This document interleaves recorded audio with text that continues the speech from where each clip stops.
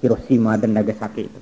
Tapi Tuhan, kata supir itu sambil bersemangat, hanya 25 tahun kami mampu membangun kembali bangsa kami bekas bom atom itu. Dan saya kira betul.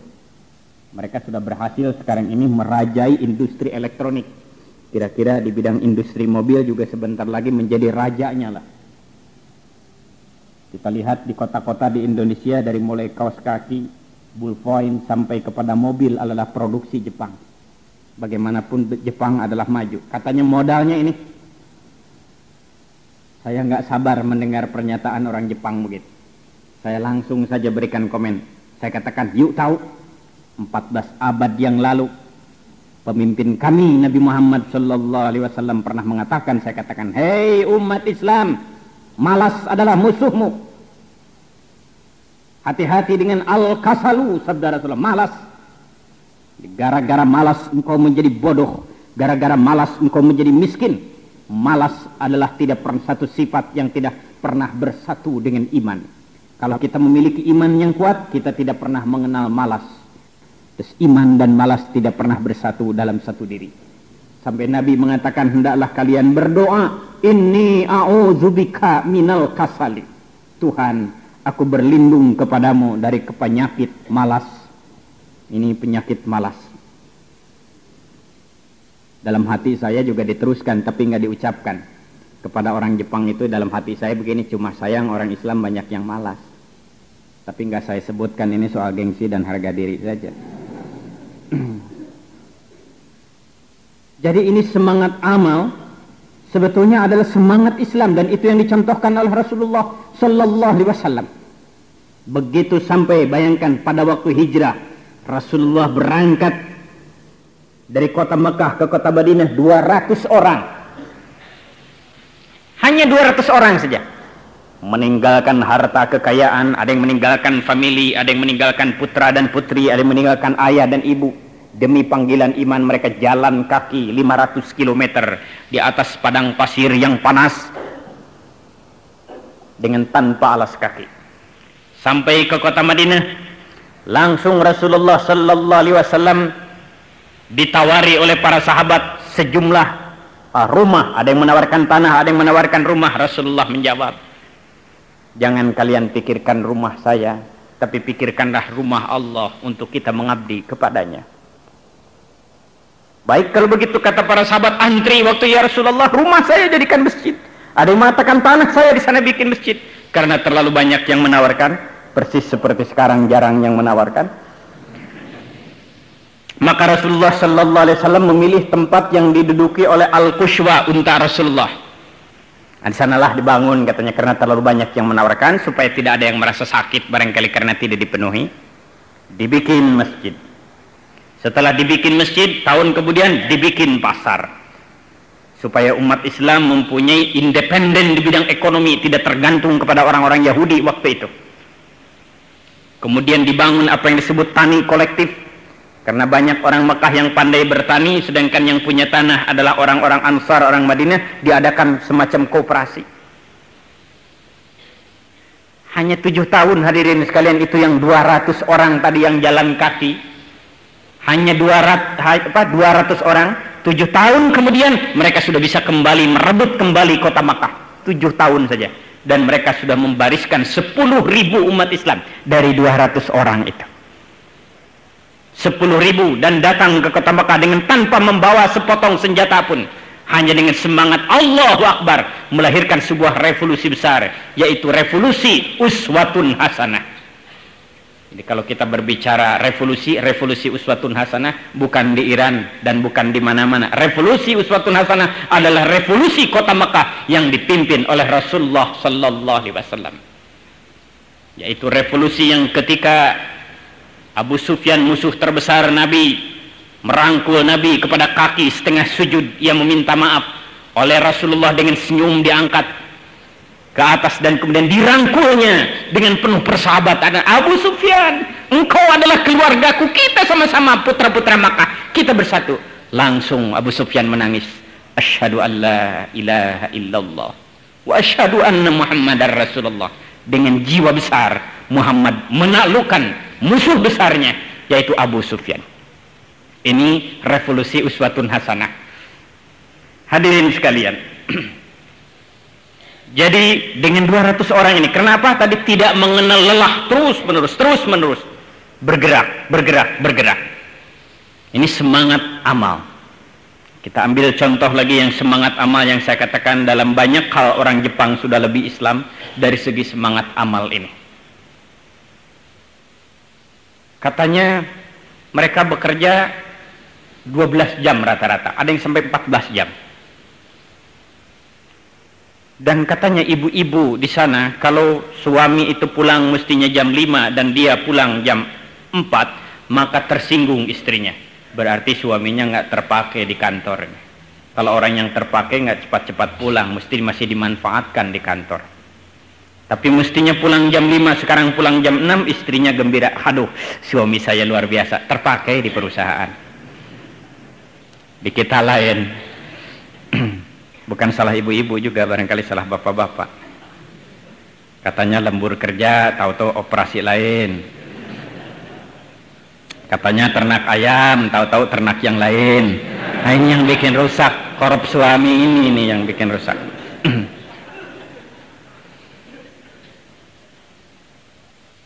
Semangat membaca juga saya lihat memang luar biasa. Antri mengambil tiket, baca buku, kemudian nunggu bis, baca buku, masuk di kereta, baca buku. Jadi semangat baca buku itu luar biasa. Kita lihat tuh orang-orang Eropa, orang-orang yang sudah maju, dan sekarang ini kabarnya orang-orang Korea Selatan sama Taiwan yang sekarang sudah mulai ini bangkit, bangsa berkembang yang sekarang sudah mulai bangkit dengan konsepsi Maul Undongnya itu. Korea Selatan sekarang mampu mengejar dan mampu meningkatkan GNP, income per kapitanya yang menyolok sekali. Semangatnya antara lain adalah semangat amal daripada putra-putra bangsanya. Sebab terus terang saja kita ini nggak akan bisa jadi bangsa besar walaupun di drop dengan berbagai macam bantuan luar negeri atau dengan inpres, kepres, ada BUD, KUD, apalagi sama alat-alat IUD saja. Ini tidak mungkin kita menjadi bangsa besar kalau kita sendiri tidak menjadi manusia-manusia Indonesia yang mempunyai semangat amal, semangat kerja, yaitu semangat Islam sebetulnya, semangat Islam. Oleh karena itu berpandai-pandailah kita di dalam rangka memanfaatkan waktu. Bagaimana waktu kita manfaatkan. Saya kira soal waktu ini adalah Islam memberikan penghargaan yang luar biasa. Tapi justru yang menghargai waktu adalah kebanyakan juga orang-orang yang belum masuk Islam.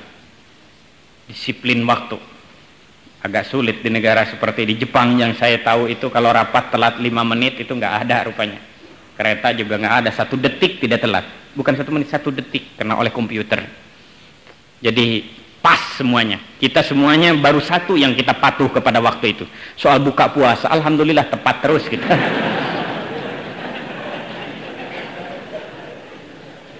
Tapi di luar buka puasa, alhamdulillah telat terus kita. Jadi kalau buka puasa telat 2 menit juga seorang bapak sudah marah. Nggak diberitahu dari tadi adzan. Sampai saya telat. Aduh, baru 2 menit sampai saya telat. Tapi kalau rapat 2 jam telatnya biasa. Padahal sumpah waktunya dalam Al-Quran. Wal asri demi waktu, wal laili demi malam, wan nahari demi siang, apalagi wad duha demi duha, demi waktu, demi waktu, demi waktu. Waktu itu adalah penting, waktu adalah penting, sehingga Rasulullah Sallallahu Alaihi Wasallam menyediakan satu waktu yang dikatakan ada waktu ijabah, di mana orang-orang Islam harus mencari waktu itu supaya berdoa dikabulkan oleh Allah. Maksudnya supaya berkesadaran waktu, berkesadaran waktu. Pada waktu tahun 80 saya datang ke Jepang untuk pertama kali. Kita banyak berbicara tentang syiar Islam. Salah satu syiar Islam kita bahas di sana, saya kemukakan juga adalah yaitu azan pada setiap waktu. Itu termasuk syiar Islam. Mereka bertanya, bagaimana katanya kalau di rumah? Ya di rumah juga azan aja lah, supaya terasa suasana Islam, karena lain kan suasananya di Tokyo dengan di Malang tentu saja. Kalau di Malang semua rumah azan barangkali agak repot juga. Tahun kemarin saya ke sana lagi, hadirin sekalian, itu azan itu rupanya sudah jadi beker itu, jam duduk itu. Tiap waktu bisa disetel untuk beberapa hari, itu untuk 1 minggu, entah beberapa hari, itu azan 5 kali sehari. Dan kalau subuh pakai as-salatu khairum minan naum. Harganya murah, cuma 26.000 yen. Kira-kira 70.000 rupiah. Barangkali teman-teman di Malang ada yang mau beli, silahkan datang ke Tokyo masing-masing.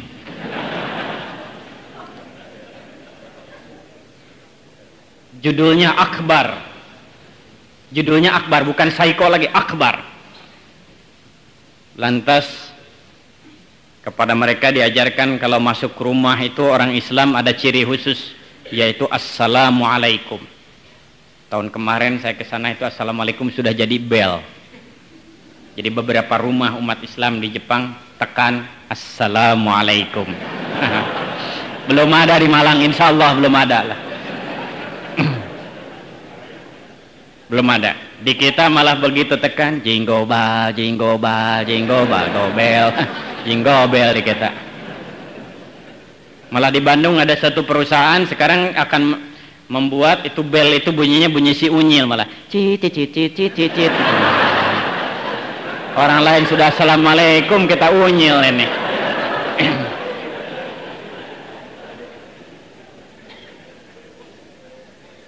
Ini kan semangat amal itu. Semangat amal itu.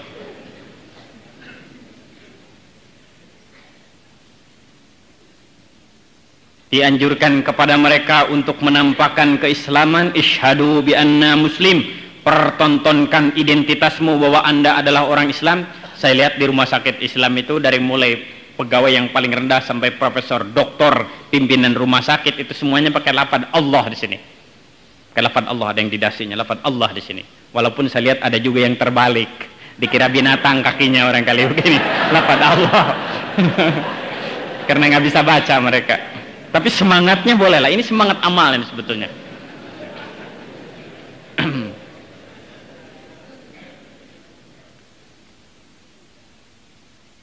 Demikian juga di kalangan umat Islamnya sendiri. Barangkali pernah saya kemukakan itu bahwa target mereka dalam satu bulan 1000, tahu-tahu yang masuk Islam 2040. Satu bulan itu pada tahun 80. Masuk Islam. Ini luar biasa, belum pernah di kita satu bulan 2040. Kalau yang murtad wallahu alam itu barangkali ada.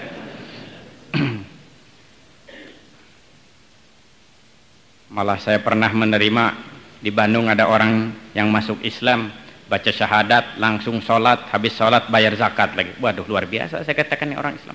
Saya pidato di mana-mana orang luar biasa dia masuk Islam, langsung 3 rukun Islam. Beberapa mahasiswa ITB sujud syukur begitu menerima orang yang luar biasa ini. 3 bulan kemudian ada berita lain, sudah kawin dengan anak haji, murtad lagi, sialan orang itu. Menipu saja, padahal saya sudah pidato di mana-mana dengan penuh keikhlasan, saya katakan dia masuk Islam, dengan ketulusan dia masuk Islam. Tahu-tahu dia target anak mertua. Jadi hadirin, ini penuh kesungguhan. Katanya kalau mereka orang Jepang mengerjakan sesuatu, mereka kerjakan dengan penuh kesungguhan. Kalau kita baca hadis, ini kan ajaran Islam. Allah subhanahu wa ta'ala mencintai seseorang kalau mengerjakan sesuatu itu dengan penuh kesungguhan, gak boleh tanggung-tanggung. Kalau kita jadi guru teladan. Kalau kita menjadi mandor teladan. Kalau kita menjadi tukang sapu teladan. Kalau kita menjadi seorang matematikus, menjadi matematikus yang jagoan. Kalau kita menjadi insinyur, jadi insinyur yang sungguh-sungguh, yang tenanan. Seharusnya begitu orang Islam tuh. Justru di sini kelemahan. Sebetulnya kalau kita bagi bapak-bapak yang barangkali sering ke luar negeri, kita semakin bersyukur kepada Allah subhanahu wa ta'ala bahwa kita ini dianugerahi negeri yang makmur. Kita patut bersyukur bahwa kita ini betul-betul diberi anugerah oleh Allah yang luar biasa, diberi negara, diberi negeri yang makmur.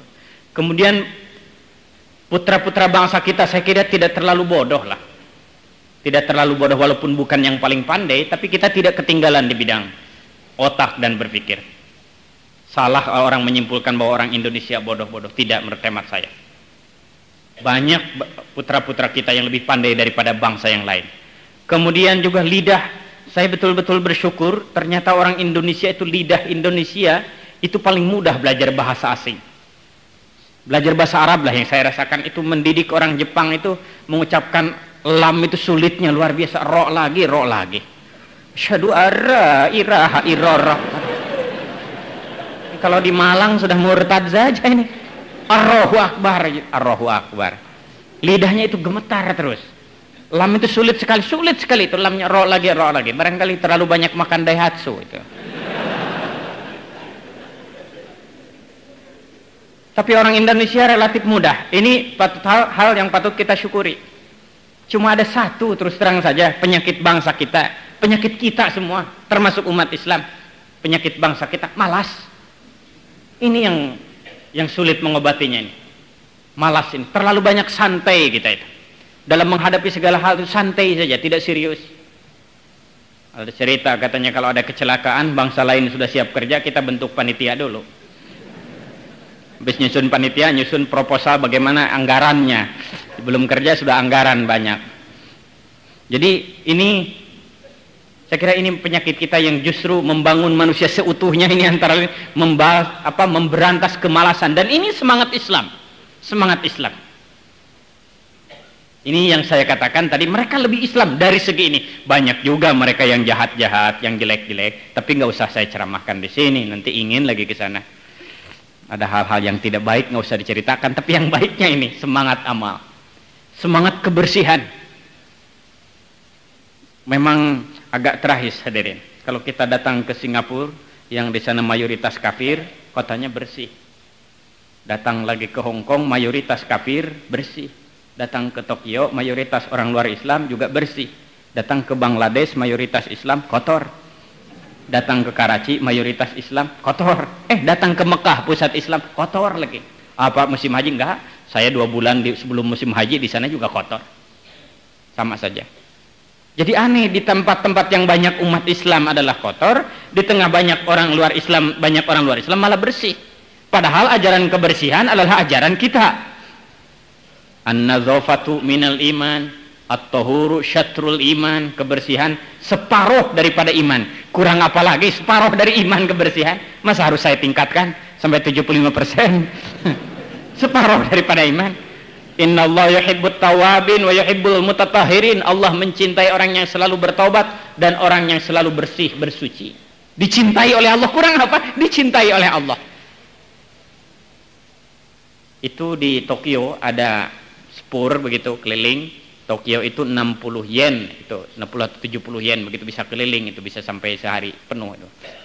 Asal duduk saja itu keliling. Saya melihat ini manusia-manusia Jepang ini kayak apa sih sebetulnya kok bisa jadi bangsa besar. Yaitu kekaguman saya soal kebersihan. Seorang mahasiswa atau pemuda sedang merokok, kemudian akan dibuang barangkali tempat puntung rokok agak jauh, sulit ke sana, dia padamkan pakai kertas, dia bungkus, dia pegang. Setengah jam, 3/4 jam, sampai 1 jam dia pegang puntung rokok.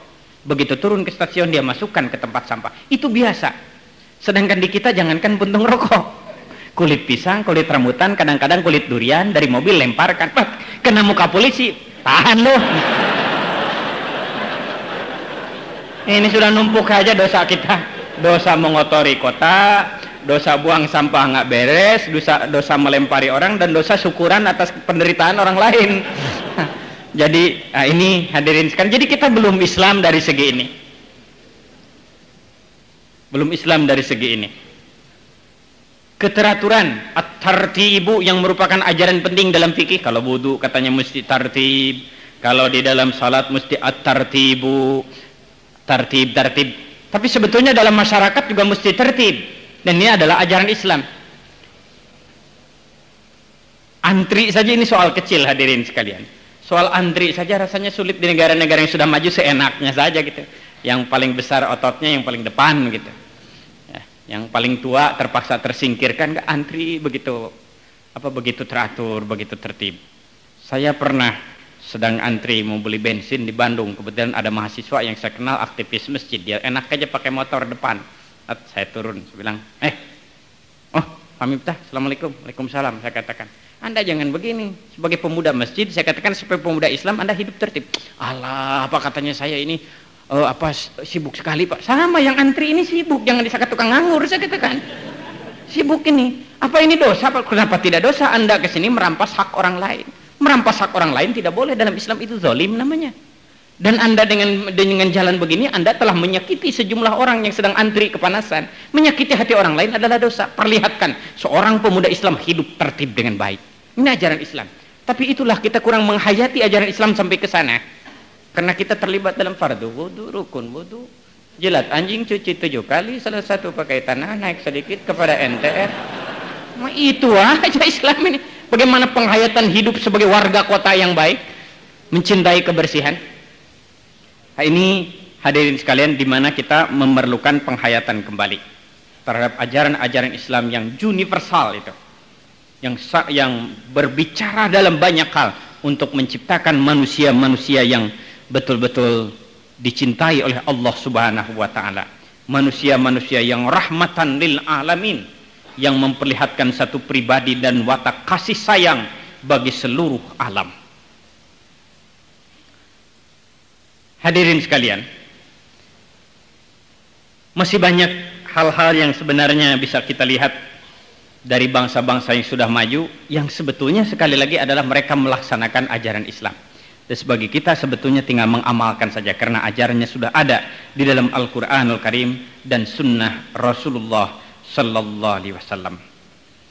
Hadirin sekalian, dalam soal memperjuangkan kebenaran, kita bisa melihat catatan kehidupan Rasulullah Sallallahu Alaihi Wasallam.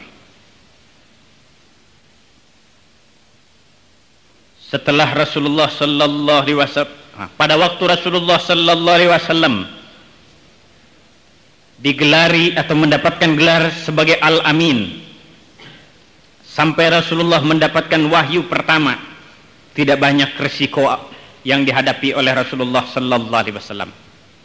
Kepada Rasulullah setelah turun surat Al-Alaq, kemudian berturut-turut turun surat Al-Qalam beberapa ayat, kemudian surat Al-Muzammil beberapa ayat.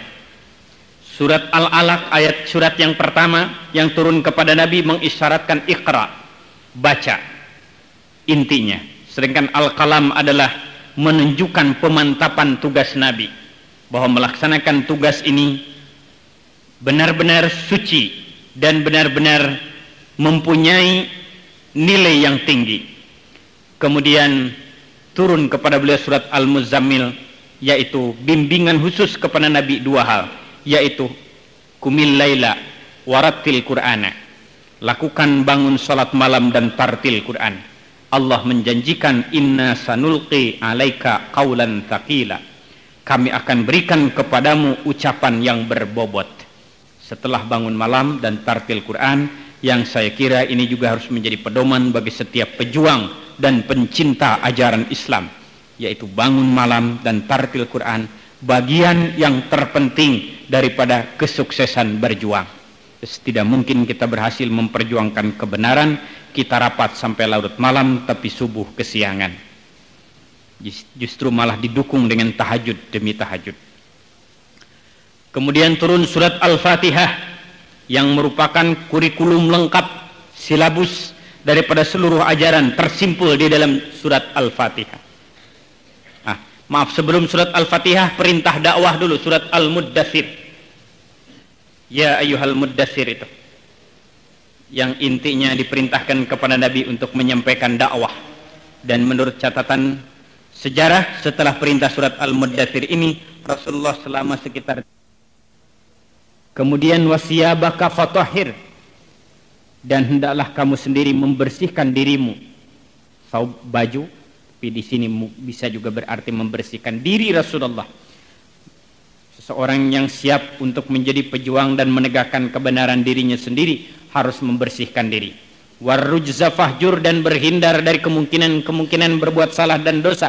Dan ada syarat yang paling berat, wala tamnun tastaksir, jangan terlalu banyak merenungkan pemberian dari manusia. Jangan terlalu banyak mencari fasilitas kalau memang kita mau menegakkan kebenaran. Wali rabbika fasbir, dan sabar. 3 tahun Rasulullah membina keluarga, tidak banyak resiko kecuali hal-hal kecil, umpamanya saja tantangan dari Abu Lahab, paman Rasulullah Sallallahu Alaihi Wasallam sendiri. Tetapi ketika Rasulullah Sallallahu Alaihi Wasallam menerima perintah dari Allah Subhanahu wa taala, fasda bima tu'mar wa a'rid anil musyrikin, yaitu perintah dakwah secara terbuka, da'watuhu jahran, ketika itulah tantangan demi tantangan dihadapi oleh Rasulullah Sallallahu Alaihi Wasallam. Abu Lahab menantang Rasulullah sehingga turun surat Tabbat yada Abi Lahabi wa tab. Kemudian pernah diutus seorang utusan diplomat kawakan namanya Abul Walid untuk membujuk Nabi Muhammad sallallahu alaihi wasallam. Tawarannya cukup meyakinkan. Kata Abul Walid, Muhammad, kami semua sudah bersepakat untuk mengangkat Anda sebagai Al-Amin dulu, dan sekarang ini kami juga bersepakat untuk mengangkat Anda menjadi pemimpin kami. Hanya satu yang kami minta, janganlah ajaranmu itu diajarkan lagi ke tengah-tengah masyarakat. Sebelum Nabi menjawab, rupanya Abul Walid tahu bahwa Nabi Muhammad tidak mau menerima tawaran jabatan yang paling tinggi itu. Kami sadar bahwa engkau Muhammad bukan orang yang gila kekuasaan, dan engkau mencari ketentraman dan ketenangan dan menyembah Tuhanmu. Kami juga sudah bersepakat untuk menyerahkan seluruh harta kekayaan kami kepadamu. Silahkan, mau apa kami berikan, asal satu yang kami minta, ajaran itu jangan kau ajarkan lagi kepada orang lain, cukup untukmu dan teman-temanmu. Sebelum Nabi menjawab, Abul Walid tahu betul Nabi Muhammad tidak mau menerima. Lantas ditawarkan lagi kepada kepada Rasulullah, yaitu wanita. Turunlah waktu itu surat Fussilat ayat 1 sampai 38, yang kemudian Abul Walid tidak bisa menjawab dan pulang tanpa permisi. Karena usaha langsung tidak bisa, mereka mencoba mengadakan pendekatan kepada pamannya, yaitu Abu Talib, agar Muhammad mau menghentikan usaha-usaha menyampaikan ajaran agama yang dibawa oleh Muhammad. Abu Talib menyampaikan kepada Nabi bahwa mereka meminta engkau Muhammad untuk berhenti menyampaikan ajaran, dan mereka berjanji akan menolong kamu apapun yang kau minta. Pada waktu itulah Rasulullah sallallahu alaihi wasallam menyatakan yang dikenal oleh sejarah, pernyataan Rasulullah sallallahu alaihi wasallam yang menggambarkan satu pribadi pejuang kebenaran yang luar biasa. Ya ammi wallahi law wada'u syamsa fi yamini wal qamara fi yasari ala an atruka hadzal amra hatta yuzhirahu Allah au ahlik fi ma taraktu. Demi Allah paman, seandainya mereka mampu menaruh matahari di tangan kananku dan bulan di tangan kiriku, agar aku meninggalkan tugas ini, aku tidak akan berhenti kecuali aku menang atau aku hancur karenanya. Aku tidak akan meninggalkannya. Karena bujukan yang semacam ini tidak bisa, akhirnya mereka mengirim delegasi lagi kepada Rasulullah sallallahu alaihi wasallam. Sekarang ini usulnya adalah usul kompromi. Begini Muhammad, demi memperlihatkan kerukunan kita, maka kami semua sudah bersepakat akan menyembah Tuhanmu. Kami akan memilih agamamu, dan kami harapkan bulan depan engkau turut juga menyembah Tuhan kami dan masuk agama kami, biar kelihatan kita mempunyai kerukunan yang luar biasa. Ketika itulah Allah Subhanahu wa taala menurunkan ayat Qul ya ayyuhal kafirun, katakan olehmu Muhammad, hai orang kafir, aku tidak perlu menyembah Tuhanmu dan kamu pun tidak perlu menyembah Tuhanku. Lakum dinukum waliyadin, bagi ente agama ente, bagi ana agama ana. Tidak perlu tukar-tukar agama. Inilah yang dalam sejarah agama dikenal sebagai sinkritisme. Sebetulnya hadirin sekalian, bahaya dunia modern selain ateisme, sekularisme, juga ada yang disebut sinkritisme. Ateisme adalah anti Tuhan, secara resmi sejak tahun 66 sudah dilarang oleh pemerintah kita, ditetapkan dalam sidang MPRS. Tetapi sinkritisme tidak ada larangan. Jadi bisa saja bisa merusak akidah kita. Apa sinkritisme? Yaitu ajaran yang harus menganggap, orang-orang beragama harus menganggap semua agama adalah benar. Semua agama adalah baik dan agama itu adalah benar. Setiap anak harus menyadari itu, anak sekolah harus menyatakan semua agama itu benar. Itu sinkritisme. Seperti yang diajarkan oleh Sri Ramakrishna di India. Dia menciptakan sebuah agama yang disebut agama universum. Yang penting manusia itu berketuhanan. Soal agama itu adalah soal teknis, penyembahan. Anda harus menjadi orang Islam yang baik dengan orang Islam, dan Anda harus menjadi Kristen yang baik dengan orang Kristen, dan Anda harus memperlihatkan sebagai seorang Buddhis yang baik dengan orang Buddha, dan harus memperlihatkan sebagai orang Hindu yang baik dengan orang Hindu. Berganti 1000 agama setiap hari tidak jadi soal, karena agama merupakan mazhab ketuhanan. sekte ketuhanan. Seperti dalam buku Bhagavad Gita, mereka bersaruk-saruk datang kepadaku, tapi tujuan aku juga. Atau dalam keputusan Kongres Kebatinan di Jakarta mengatakan, sebetulnya agama hanya merupakan aspek-aspek ketuhanan, tapi tujuan juga sama. Sinkritisme. Ini tidak boleh terjadi karena kita terikat dengan surat Ali Imran 19 dan 85, Innad dina indallahil Islam. Sesungguhnya agama di sisi Allah hanyalah Islam yang benar. Wa may yabtaghi ghairal Islam dinan fala yuqbala. Dan barang siapa yang memilih agama selain Islam, dia tidak akan diterima oleh Allah. Itu adalah prinsip kita yang paling penting dan tidak boleh bergeser sedikit pun. Agama yang benar menurut orang Islam adalah Islam, sebagaimana agama yang benar menurut orang Kristen adalah Kristen. Itu adalah prinsip. Kalau orang mengatakan semua agama adalah benar, dia adalah tidak beragama. Sebab kalau orang beragama tidak mungkin mengatakan semua agama adalah benar. Pasti agamanya yang benar, yang lain adalah salah. Tapi bagaimana? Kita juga mempunyai ajaran, adalah kum dinukum waliyadin, tidak usah saling mengganggu. Ada seorang sampai mengatakan, seorang tokoh, nggak usah saya sebut namanya biar tidak dosa, tapi tokoh ini menyebutkan sebagai insan Pancasila, katanya anak saya bagi-bagi agamanya. Yang paling pertama Islam, kedua Katolik, tiga Protestan, empat Hindu, dan lima Buddha. Barangkali kalau ada yang keenam sipit-sipit sedikit Konghucu loh, barangkali. Ada lagi yang mengatakan sebagai insan Pancasila, saya tidak keberatan anak saya putri semua Islam, dan akan saya kawinkan dengan putra-putra terbaik dari bangsa ini dari berbagai macam agama. Membuktikan saya toleransi dalam agama. Ini bukan toleransi kalau begitu. Bukan tasamuh, akan tetapi adalah pemurtadan. Islam, seorang muslim harus meyakini bahwa Islam saja yang benar, tapi agama lain bagaimana? Itu hak mereka dan kita harus damai dengan mereka. Ajaran agama kita juga ada yang disebut lakum dinukum waliyadin, bagi anda agama anda, bagi kami agama kami, nggak usah saling mengganggu. Ada kita juga mengatakan agree in disagreement, bersepakat untuk berbeda. Ta'alau ila kalimatin sawain baina, bisa kita mempunyai satu konsensus yang sama, kita satu bangsa, satu negara, satu bahasa, tapi agama macam-macam. Kita juga siap untuk itu. Tetapi soal akidah tidak boleh. Termasuk juga upacara keagamaan, sebagaimana yang diputuskan dalam fatwa Majelis Ulama dan yang terakhir surat edaran Menteri Agama.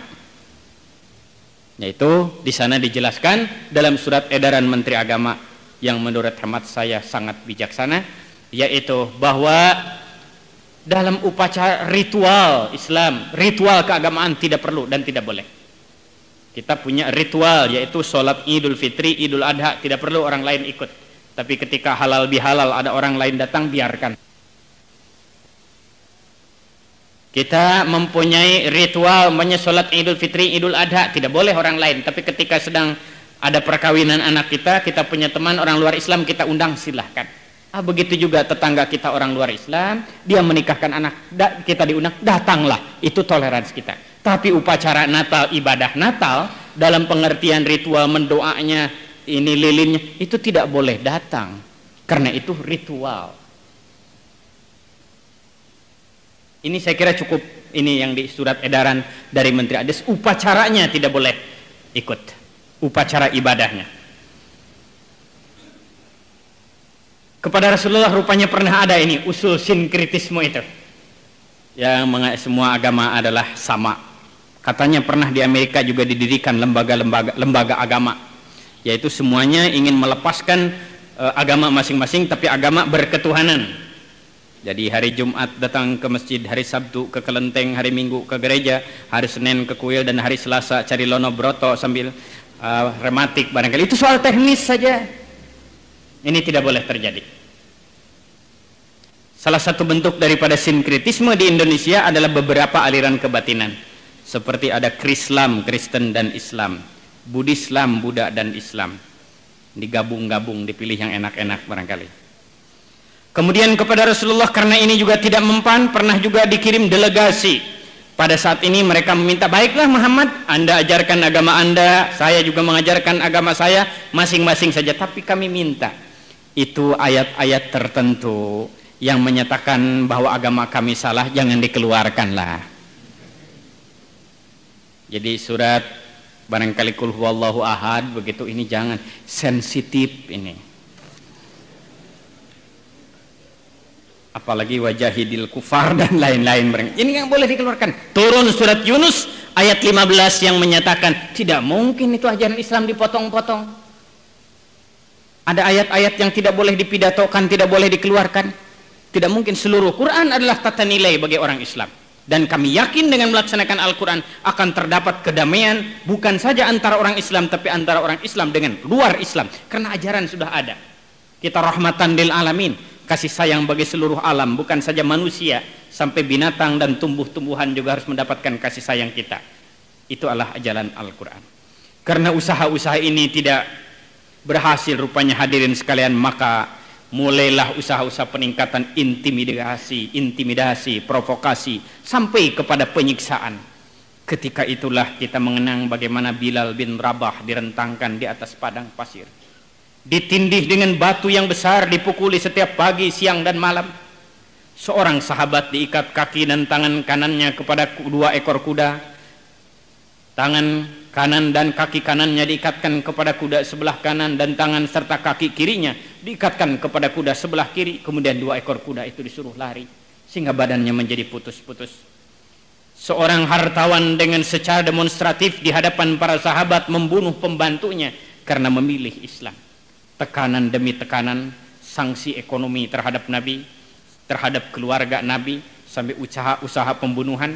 Inilah yang kemudian melahirkan yang disebut Amul Hazan, tahun duka cita. Sehingga Nabi berangkat ke Taif, dan di Taif Nabi dengan harapan mendapatkan perlakuan yang baik. Ternyata beliau disambut oleh hujan batu dan potongan besi. Ketika itu untuk pertama kali Nabi Muhammad merasakan pedihnya lemparan-lemparan batu yang dilemparkan oleh mereka, dihujankan oleh mereka kepada Rasulullah. Zaid yang menyertai Nabi menangis, sedih melihat pemimpin yang dicintainya Rasulullah sallallahu alaihi wasallam disiksa secara kejam. Tapi bahkan pada waktu itu menurut tarikh, Jibril datang kepada Muhammad mengatakan, Muhammad, engkau adalah Rasul Allah, engkau adalah kekasih Allah, engkau disiksa secara kejam oleh orang-orang jahat itu, padahal doamu selalu didengar oleh Allah. Seandainya engkau mau mendoakan mereka supaya mereka disiksa oleh Allah, tentu doamu dipenuhi oleh Allah Muhammad. Pada saat beliau dihujani oleh batu dan potongan besi, pada saat darah mengalir dari badan Rasulullah karena lemparan batu dan besi itu, Rasul masih sempat menyatakan doa, ya Allah, jangan kau turunkan azab dan siksa kepada orang yang melempari aku, sebab mereka bukan orang jahat, tetapi mereka orang yang belum tahu bahwa aku adalah Rasulmu. Sayangi mereka Tuhan. Allahumma hdi qaumi innahum qaumul la ya'lamun. Ini pribadi Muhammad sallallahu alaihi wasallam. Islam tidak pernah mengenal dendam. Pada saat kita dendam, sebetulnya kita tidak memiliki jiwa Islam. Dan pada saat kita memiliki jiwa Islam, kita tidak pernah mengenal dendam itu. Bahkan di dalam perang Uhud, sebagaimana diungkapkan oleh tarikh, ketika Rasulullah terlemparkan ke satu lembah yang cukup dalam, ketika kepadanya dilemparkan sebuah tombak yang tajam langsung mengenai muka Rasulullah sallallahu alaihi wasallam, sehingga beliau tersungkur. Ketika itu patah giginya, dan dari mulut Rasulullah menyemburkan darah sehingga mukanya penuh dengan darah dan pasir. Rasul tersungkur ke dalam pasir. Seorang kafir dengan secara kejam dia meloncat-loncat kegirangan mengatakan, Muhammad sudah mati, aku yang membunuhnya. Mana Abu Sufyan, hadiah untukku. Mendengar kesombongan orang kafir itu, seorang sahabat loncat ke lembah itu, kemudian mengangkat sesosok tubuh yang penuh mukanya dengan darah dan pasir. Ketika dilihatnya dari dekat, ternyata yang diangkatnya itu adalah pemimpin yang sangat dicintainya, Rasulullah sallallahu alaihi wasallam. Sahabat itu menangis menjerit, ya Rasulullah, ternyata engkau disiksa secara kejam oleh orang jahat itu. Ya Rasulullah, betapa kejam orang itu, padahal engkau adalah Habibullah, engkau kekasih Allah, engkau Rasul Allah. Doamu selalu didengar oleh Allah. Doakan olehmu ya Rasul, supaya orang yang menyiksamu itu disiksa oleh Allah sesuai dengan kejahatan mereka. Doakan olehmu ya Allah, ya Rasulullah, supaya dia disiksa oleh Allah. Pada saat darah masih mengalir dari mulut Rasul, pada saat Rasulullah mukanya penuh dengan darah dan pasir. Beliau masih sempat menyatakan doa, ya Allah, jangan kau turunkan azab dan siksa kepada orang yang menombak aku. Jangan Tuhan, sayangi dia Tuhan, sebab dia bukan orang jahat, dia adalah umatmu dan abdiku juga. Allahumma hdi qaumi innahum qaumul la ya'lamun. Hadirin, ini pribadi Muhammad sallallahu alaihi wasallam. Dengan akhlak yang semacam ini Rasul membangun masyarakat dalam 23 tahun dan berhasil. Dengan akhlak seperti ini. Kalau diukur dengan kekayaan, Rasul tidak sempat menjadi orang kaya. Seperti tadi saya kemukakan, Rasul di kota Madinah pada saat menjadi kepala negara justru beliau hanya memiliki sebuah rumah kecil sambungan dari masjid umum 2 kali 1,5 meter. Beliau tidak sempat tidur di atas kasur yang empuk, hanya tergeletak di atas tikar yang tipis yang dibikin dari daun-daun kurma yang kasar hasil anyaman tangan beliau sendiri. Di sana beliau tidur, di sana beliau memimpin negara, dan di sana Rasulullah dikuburkan. Tidak pernah ada orang yang minta tolong kecuali ditolongnya. Tidak pernah ada orang yang minta nasihat kecuali dinasihatinya. Tidak pernah ada tetangga yang wafat kecuali dihantarkannya sampai ke kuburan. Dan tidak ada teman yang sakit kecuali dijenguknya. Rasulullah sallallahu alaihi wasallam, ia berangkat ke medan pertempuran selalu ada pada barisan yang paling depan. Dan ia tahajud 23 tahun terus-terusan, taubat terus-terusan, memohon kepada Allah Subhanahu wa taala, padahal dia dijamin akan masuk surga. Pada awal malam sempat beliau menderita lapar. Rupanya sudah hampir 2 hari 2 malam beliau tidak sempat makan. Beliau sempat membawa sebungkus roti. Beliau pulang ke rumah dengan harapan ingin makan bersama istri Aisyah radhiyallahu anha. Tapi ketika sampai ke rumah ternyata istri yang sangat dicintainya sudah tidur dengan nyenyak. Sebagai suami yang baik, beliau tidak berkenan membangunkan istri yang sedang tidur nyenyak itu. Beliau juga tidak sampai hati untuk makan sendiri walaupun lapar. Beliau simpan roti itu baik-baik dengan harapan bisa makan bersama istri di pagi hari. Beliau tidur, tapi malam itu tidak bisa tidur karena memang beliau lapar. Beliau bangun sholat malam sebagaimana biasa, kemudian memimpin sholat subuh di masjid. Pulang dari masjid datang ke rumah dengan penuh sayang memanggil istri yang dicintainya. Ya Ummal Mukminin, wahai ibunya orang mukmin, saya sudah lapar luar biasa. Tanganku, kakiku gemetar. Aku lapar luar biasa. Hampir 2 hari 2 malam aku tidak sempat makan. Melihat keadaan Rasulullah seperti itu, Siti Aisyah menangis. Ya Rasulullah, kata Siti Aisyah, engkau biarkan dirimu dalam keadaan lapar seperti itu? Terlalu banyak tugas yang kau lakukan. Kasihan ya Rasul, engkau lapar, tanganmu, kakimu gemetar, mukamu pucat, engkau lapar luar biasa. Dengan penuh sayang Rasul memegang Siti Aisyah menyatakan, sayang, tidak usah gusar. Tadi malam aku membawa sebungkus roti. Aku tidak mau makan sendiri, aku ingin makan bersamamu pagi ini. Mendengar pernyataan itu di luar dugaan Rasul, Siti Aisyah menjerit menangis sambil merangkul setengah sujud kepada Rasulullah sallallahu alaihi wasallam menyatakan, ya Rasulullah, saya telah melakukan dosa besar, membiarkan engkau dalam keadaan lapar, karena roti itu tanpa izinmu aku berikan kepada tetangga yang kelaparan ya Rasulullah. Maafkan, aku membiarkan engkau dalam keadaan lapar, aku mengira engkau sudah makan. Dengan senyum Rasul menjawab, ya Ummal Mukminin, sayang, tidak perlu gusar, sudah berapa kali aku marah kepadamu? Berapa kata dan kalimat yang pernah menyinggung perasaanmu? Selama kita hidup berumah tangga. Siti Aisyah menangis semakin keras menyatakan, ya Rasulullah, hidup kami hanya kagum demi kagum terhadap pribadimu ya Rasul. Engkau tidak pernah menyakiti hati istri, tidak pernah ada kata dan kalimat yang menyinggung perasaan kami. Pribadimu luar biasa, tapi aku telah melakukan dosa besar, membiarkan engkau dalam keadaan lapar, roti yang kau bawa aku berikan tanpa izinmu. Rasul menjawab, tidak, engkau telah berjasa besar menolong tetangga yang dalam keadaan lapar. Seandainya tetangga itu tidak kau beri, tentu tetangga itu dalam keadaan bahaya. Aku lapar, tetapi insya Allah aku masih kuat puasa sehari lagi. Hari ini aku akan puasa. Insya Allah maghrib nanti kita akan memperoleh rezeki dan kita bisa makan bersama-sama. Hadirin sekalian, inilah pribadi Muhammad sallallahu alaihi wasallam. Masih banyak catatan-catatan dari tarikh Rasulullah sallallahu alaihi wasallam, bagaimana Rasulullah sallallahu alaihi wasallam menempatkan pribadi yang luar biasa. sehingga Allah Subhanahu wa taala sempat menurunkan sebuah pujian khusus untuk Rasulullah sallallahu alaihi wasallam yang tercantum di dalam Al-Qur'an, innaka la'ala khuluqin azim. Muhammad, engkau benar-benar mempunyai akhlak dan pribadi yang luar biasa baiknya. Hadirin sekalian, inilah yang harus menjadi uswah hasanah, suri tuladan kita bersama. Akhirul kalam, wassalamualaikum warahmatullahi wabarakatuh.